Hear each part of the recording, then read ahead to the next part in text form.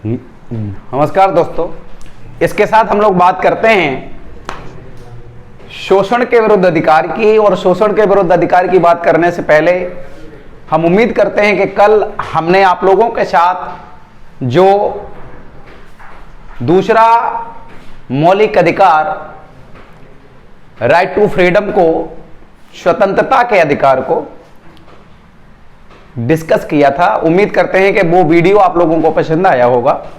और अगर आपको वीडियो हमारा पसंद आए तो आप हमारे चैनल को सब्सक्राइब करें और वीडियो को पूरा देखे बिना स्किप ना करें। हम आप लोगों को जिस प्रकार से सारा जीएस का क्लास दे रहे हैं, बिल्कुल कॉन्सेप्चुअल आपको दे रहे हैं। एक तरीके से आपका कॉन्सेप्ट बिल्कुल क्लियर हो जाएगा, कोई सा भी एग्जाम आप बीट कर सकते हैं। तो इसी के साथ हम लोग अब आगे बढ़ते हैं और बात करते हैं शोषण के विरुद्ध अधिकार की। राइट अगेंस्ट द एक्सप्लॉयटेशन, शोषण के विरुद्ध अधिकार, भारत के संविधान का तीसरा मौलिक अधिकार शोषण के विरुद्ध अधिकार, आर्टिकल 23, आर्टिकल 24। बात करते हैं आर्टिकल 23 की। आर्टिकल 23 में क्या कहा गया? मानव दुर्व्यवहार एवं बलात्संग प्रतिषेध, prohibition of labour force, prohibition of force labour, यानी कि जबरदस्ती किया हुआ काम यहां पर प्रतिषेध किया गया है। आप लोगों को पता होगा भारत में दास प्रथा का अंत कर दिया गया है। और दास प्रथा का अंत क्यों कर दिया गया? क्योंकि दास प्रथा मानव के खिलाफ हो रहे दुर्व्यवहार और बलात्संग का एक उदाहरण था। बलात्संग नहीं किया जा सकता है, बेगारी के विरुद्ध अधिकार प्रदान किया गया है। मानव का क्रय विक्रय नहीं किया जा सकता है, किसी भी इंसान को आप खरीद और बेच नहीं सकते हैं, यह भी प्रोहिबिटेड किया गया है। इसको भी एक तरीके से हम कह सकते हैं कि प्रतिषेध किया गया है। स्त्रियों और बच्चों के अनैतिक व्यापार पर भी रोक लगाई गई है। भारत का संविधान का आर्टिकल 23 स्त्रियों बच्चों के अनैतिक व्यापार पर प्रतिबंध लगाता है, रोक लगाता है। आप लोगों को एक चीज के बारे में हम जानकारी दे दें। आर्टिकल 23 के पालन में ही बंधुआ मजदूर उन्मूलन अधिनियम 1976 लाया गया। आप लोगों से अगर पूछा जाए कि भारत में बंधुआ मजदूर उन्मूलन अधिनियम किस वर्ष पारित किया गया, तब आंसर हो जाएगा 1976 में पारित किया गया। अब हम लोग बात करते हैं महिला एवं बाल अनैतिक व्यापार निवारण अधिनियम किस वर्ष आया? तो 1986 में आया। तो इसका आधार क्या था? तो इसका आधार था आर्टिकल 23। लेकिन यहां पर आर्टिकल 23 में और एक चीज लिखा हुआ है कि राष्ट्रीय सेवा के लिए आपको बाध्य किया जा सकता है, वो बलात्संग नहीं माना जाएगा। ऐसी बात लिखी हुई है भारत के संविधान के आर्टिकल 23 में। उम्मीद करते हैं अगर आप लोगों से पूछा जाए कि भारत के संविधान के किस आर्टिकल के तहत दास प्रथा का अंत कर दिया गया, आंसर हो जाएगा आर्टिकल 23। आपसे पूछा जाए कि मानव के दुर्व्यवहार को प्रतिषेध किया गया है, तो आर्टिकल 23। बंधुआ मजदूर उन्मूलन अधिनियम किस वर्ष पारित किया गया? 1976 में। आप बंधुआ मजदूर नहीं रख सकते हैं। आपने देखा होगा पहले के जमाने में जमींदारी प्रथा जब चलती थी भारत में, तो उस समय बंधुआ मजदूर रखे जाते थे और बंधुआ मजदूरों को खाने पीने के लिए केवल खाना मिलता था। और जो मालिक के कपड़े होते थे वो बंधुआ मजदूर पहनते थे, उनके बच्चे उनके बच्चों के कपड़े पहनते थे। इस तरीके से चलता था चीजें। महिला एवं बाल विकास, महिला एवं बाल अनैतिक व्यापार निवारण अधिनियम भी 1986 में एक तरीके से हम कह सकते हैं कि इसको भी भारत के संविधान में इसका भी प्रावधान किया गया है। इसके बाद हम लोग बात करते हैं भारत के संविधान की आर्टिकल 24 की। तो भारत के संविधान का आर्टिकल 24 क्या कहता है?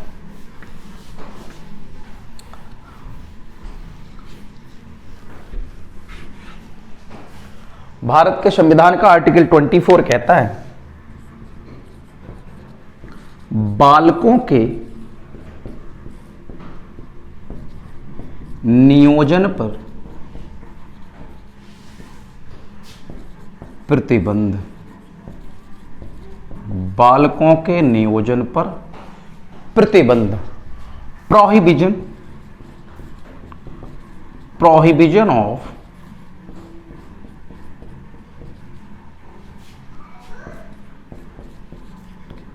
Employment of children. बालकों के नियोजन पर प्रतिबंध लगाया गया है।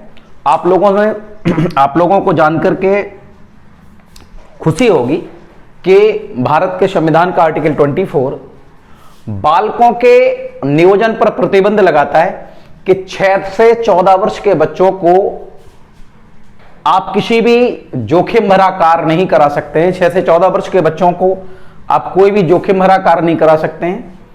कारखानों में उनका नियोजन नहीं कर सकते हैं, कारखानों में उनका एम्प्लॉयमेंट नहीं कर सकते हैं, उनसे कोई जोखिम भरा कार्य नहीं करा सकते हैं, जिससे उनकी एक तरीके से हम कह सकते हैं कि ग्रोथ बाधित हो।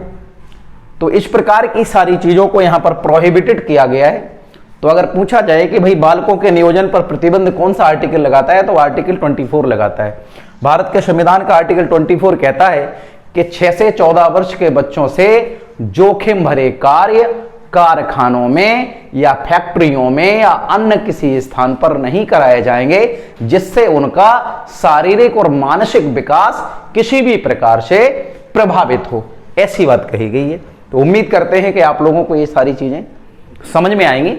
इसके बाद हम लोग अब बात करते हैं आर्टिकल 25 के, और आर्टिकल 25 किसमें है, तो आर्टिकल 25 है धार्मिक स्वतंत्रता का अधिकार। तो धार्मिक स्वतंत्रता का अधिकार हमारे भारत के संविधान का चौथा फंडामेंटल राइट है। हम लोग बात करते हैं धार्मिक स्वतंत्रता के अधिकार की।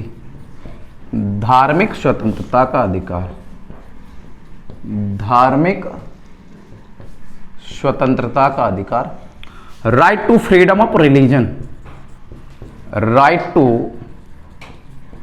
Freedom of religion. और आर्टिकल कौन सा है, तो हम आर्टिकल की बात करते हैं। Article 25 to 28। आर्टिकल 25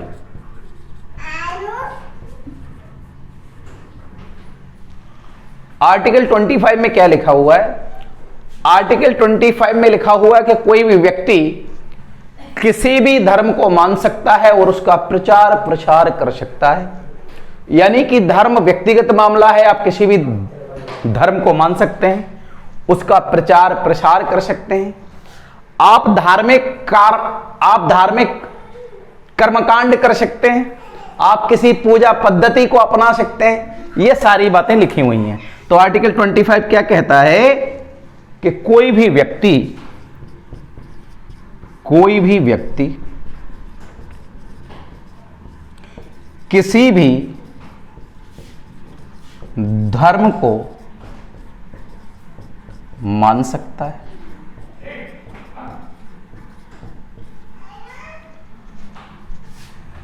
उसका प्रचार प्रसार कर सकता है, उसका प्रचार प्रसार कर सकता है।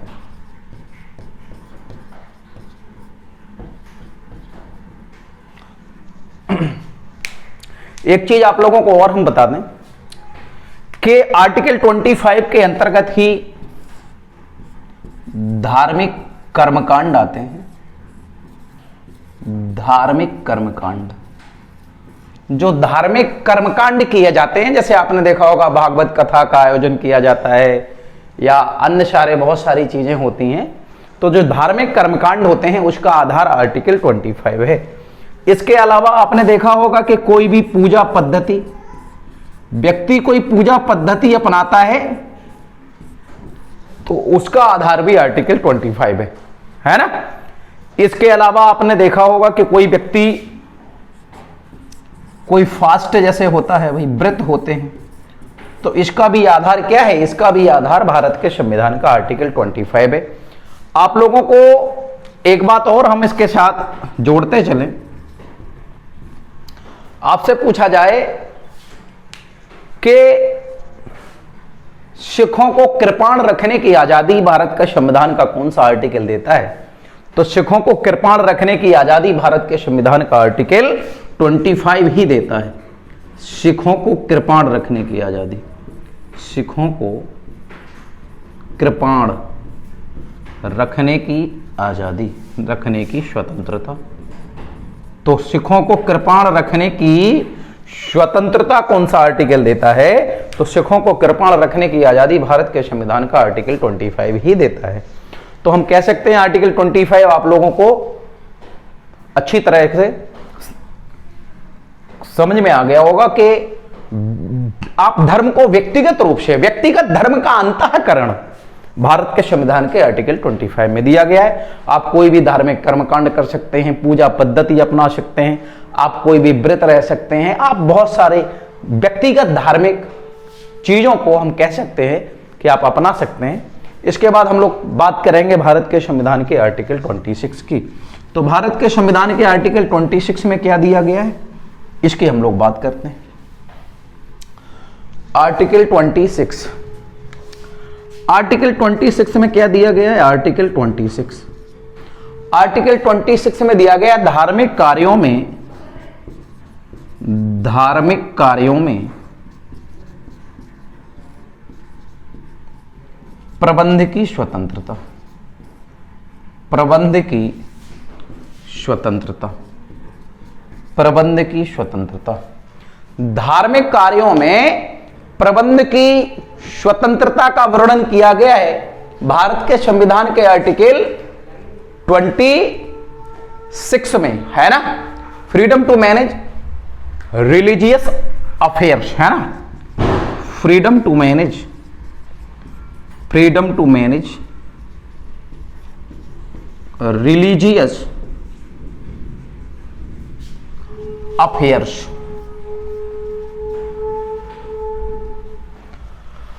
इसके अंतर्गत क्या क्या आता है भाई?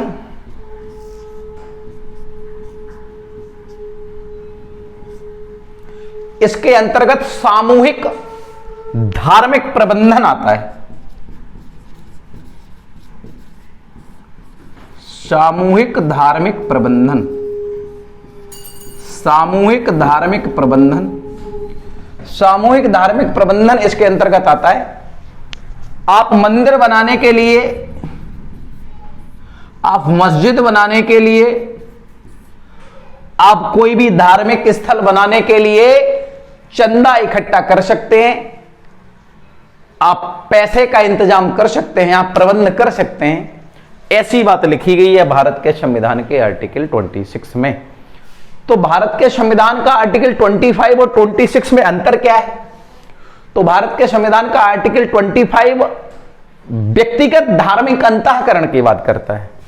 भारत के संविधान का आर्टिकल 26 सामूहिक धार्मिक कार्यों की बात करता है कि कोई भी व्यक्ति सामूहिक रूप से धार्मिक कार्यों में कैसे पार्टिसिपेशन करेगा, चीजों को कैसे मैनेज करेगा, ये सारी चीजें लिखी हुई हैं। इसके बाद हम लोग बात करते हैं भारत के संविधान की आर्टिकल 27 की। तो भारत के संविधान के आर्टिकल 27 में क्या लिखा गया है? तो हम लोग बात करते हैं भारत के संविधान की आर्टिकल 27। आर्टिकल 27, आर्टिकल 27 कहता है धार्मिक संपत्ति पर कर प्रतिषेध, धार्मिक संपत्ति पर कर प्रतिषेध, धार्मिक संपत्ति पर कर प्रतिषेध। धार्मिक संपत्ति पर कर प्रतिषेध का मतलब है कि धार्मिक संपत्ति को टैक्सेस से मुक्ति दी गई है कि धार्मिक संपत्ति पर किसी भी प्रकार का टैक्स नहीं लगेगा, धार्मिक संपत्ति पर किसी भी प्रकार का टैक्स नहीं लगेगा। टैक्स से मुक्ति दी गई है, कर से मुक्ति दी गई है, यानी कि किसी भी धर्म की संपत्ति पर किसी भी प्रकार का टैक्स नहीं लगाया जाएगा, ऐसा प्रावधान किया गया है भारत के संविधान के आर्टिकल 27 में। इसके बाद हम लोग बात करते हैं भारत के संविधान के आर्टिकल 28 की। तो हम लोग बात करते हैं भारत के संविधान की आर्टिकल 28 की। भारत के संविधान का आर्टिकल 28। तो आर्टिकल 28 में क्या लिखा है? तो भारत के संविधान के आर्टिकल 28 में लिखा है कि शिक्षण संस्थानों में, शिक्षण संस्थानों में धार्मिक शिक्षा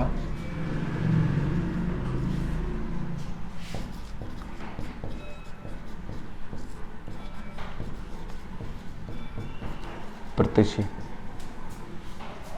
शिक्षण संस्थानों में धार्मिक शिक्षा को प्रतिषेध किया गया है कि आप किसी भी शिक्षण संस्थान में, चाहे वो शिक्षण संस्थान प्राइवेट हो, चाहे वो शिक्षण संस्थान अर्ध सरकारी हो, चाहे वो शिक्षण संस्थान सरकारी हो, आप किसी भी शिक्षण संस्थान में धार्मिक शिक्षा नहीं दे सकते हैं, क्योंकि यहां पर रिलीजियस एजुकेशन देने को प्रोहिबिटेड किया गया है।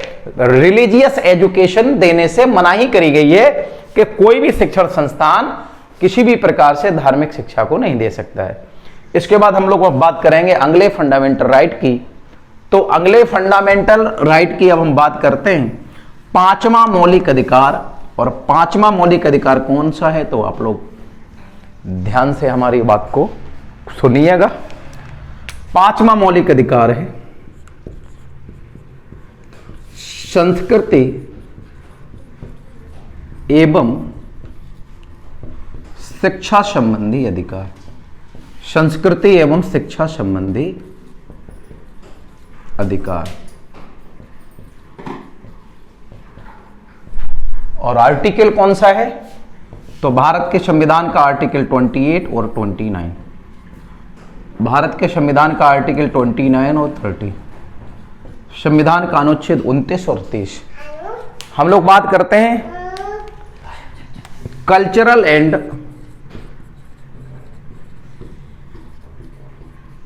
Educational right. Cultural and educational right में हम लोग बात करते हैं भारत के संविधान की आर्टिकल 29 की। आर्टिकल 29 क्या कहता है, आर्टिकल 29 कहता है कि कोई भी अल्पसंख्यक वर्ग, कोई भी अल्पसंख्यक वर्ग माइनॉरिटी अपनी भाषा, लिपि, संस्कृति को सुरक्षित रख सकता है, सुरक्षित रख सकता है।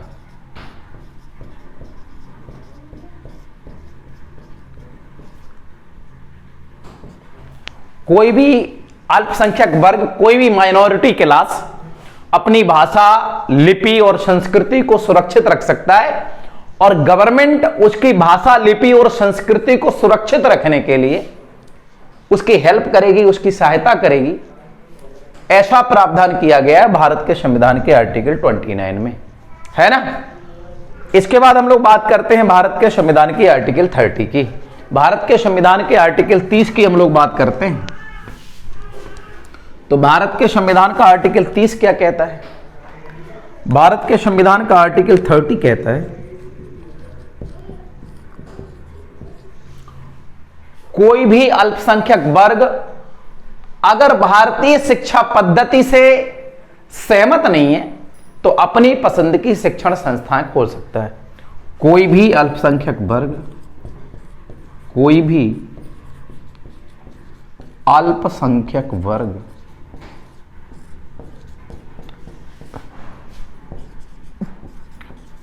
अपनी पसंद की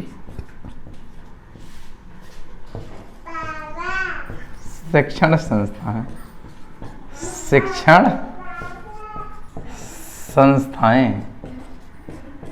खोल सकता है। कोई भी अल्पसंख्यक वर्ग अपनी पसंद की शिक्षण संस्थाएं खोल सकता है, ऐसा प्रावधान किया गया है भारत के संविधान के आर्टिकल 30 में। और सरकार उन्हें अनुदान देने में कोई भेदभाव नहीं करेगी।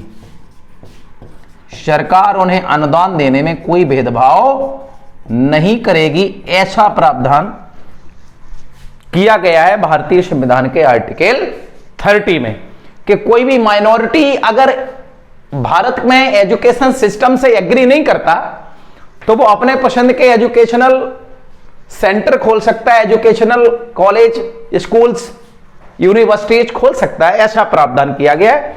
इसी का एग्जाम्पल है, आप लोगों ने देखा होगा कि भारत के अंदर बहुत सारे भारत के अंदर आर्टिकल 30 के तहत ही बहुत सारे मिशनरी स्कूल खोले गए। मिशनरी, इसी के अंतर्गत आप लोगों ने देखा होगा बहुत सारे ज्ञान मंदिर खोले गए। ज्ञान मंदिर आप लोगों ने देखा होगा। इसी के अंतर्गत आप लोगों ने देखा होगा कि बहुत सारे मदरसे खोले गए। तो ये सारे खोलने का आधार क्या है? ये सारे खोलने का आधार है भारत के संविधान का आर्टिकल 30 कि कोई भी अल्पसंख्यक वर्ग, कोई भी माइनॉरिटी क्लास भारत में इस प्रकार से आप अपनी पसंद की शिक्षण संस्थाएं खोल सकता है और गवर्नमेंट उन्हें अनुदान देने में, गवर्नमेंट उन्हें राजस्व देने में, गवर्नमेंट उन्हें वित्त देने में किसी भी प्रकार का भेदभाव नहीं करेगी। जो वित्त अन्य शिक्षण संस्थानों को दिए जाएंगे वही वित्त की व्यवस्था भारत के संविधान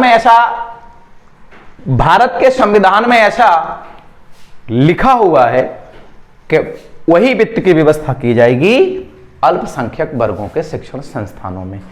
इसके साथ हम लोग अब भारत के संविधान के 6वें मौलिक अधिकार, संवैधानिक उपचारों का अधिकार, राइट टू कॉन्स्टिट्यूशनल रेमेडीज, संवैधानिक उपचारों का अधिकार, जैसे हमारे डॉक्टर भीमराव अंबेडकर जी ने संविधान की आत्मा एवं हृदय कहा है, उसकी बात हम लोग करेंगे कल। आज के क्लास में इतना ही। उम्मीद करते हैं कि आप लोगों को हमारा क्लास पसंद आएगा और आज के क्लास से बहुत सारे क्वेश्चन आप लोगों के होने वाले हैं। तो आप हमारे वीडियोज को बिना स्किप किए हुए पूरा देखिएगा। एकदम से कॉन्सेप्चुअल आप लोगों को चीजें दी जा रही हैं और आपका कॉन्सेप्ट अगर क्लियर ना हो तो आप हमसे फिर कह सकते हैं। और आपका अगर कोई क्वेश्चन है, क्वेरीज है अगर, तो आप कमेंट बॉक्स में कमेंट करके आप अपनी क्वेरीज पूछ सकते हैं, क्वेश्चन पूछ सकते हैं। और जितने भी टॉपिक आपको पढ़ाए जाएंगे सारे टॉपिकों के टॉपिक वाइज क्वेश्चन, हम लोग टॉपिक वाइज क्वेश्चन, एक एक टॉपिक का क्वेश्चन और बहुत सारे क्वेश्चन, जितने भी मैक्सिमम क्वेश्चन हो सकते हैं, NDA, CDS, SSC, CGL, CHSL, MTS, CPO, FCI एवं यूपी ट्रिपल एससी, पीईटी, राजस्व लेखपाल, वीडियो और अन्य जो भी हमारे एग्जाम हो रहे हैं, यूपी टेट हो रहा है और इसमें बहुत सारे जो भी हमारे कंपटीशन के एग्जाम होते हैं, सभी कंपटीशन के लिए हमारी क्लास बड़ी ही महत्वपूर्ण है। बहुत आप हमारे चैनल को सब्सक्राइब करिए और वीडियो को स्किप किए हुए हमारे वीडियो को आपको स्किप नहीं करना है, बिना स्किप किए हमारे वीडियो को पूरा देखिए। और कोई भी अगर आपकी क्वेरीज है तो आप कमेंट बॉक्स में कमेंट करके हमसे पूछ सकते हैं। इसके बाद हम लोग संवैधानिक उपचारों के अधिकार की बात करते हैं कल। तब तक के लिए आप लोगों को बहुत बहुत नमस्कार। उम्मीद करते हैं कि हमारा पढ़ाया हुआ आपको बहुत पसंद आएगा। धन्यवाद मित्रों।